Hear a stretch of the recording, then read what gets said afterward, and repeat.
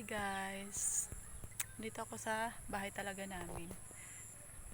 Ayan, itong bahay namin.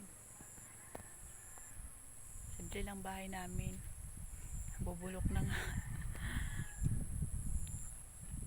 Nanay tatay ko na lang at saka bunso naming lalaki, kapatid na lalaki.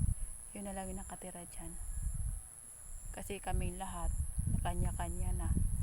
Yung iba ko mga kapatid, tsaka ako sa Manila na ako nakatira. Nagbakasyon lang ako dito. Ayan, ang ganda dito guys.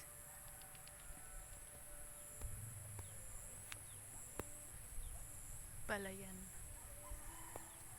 Hindi ko alam kung tinataniman pa rin ng palay dito hanggang ngayon, pero dati tinataniman yan nang nandito pa ako.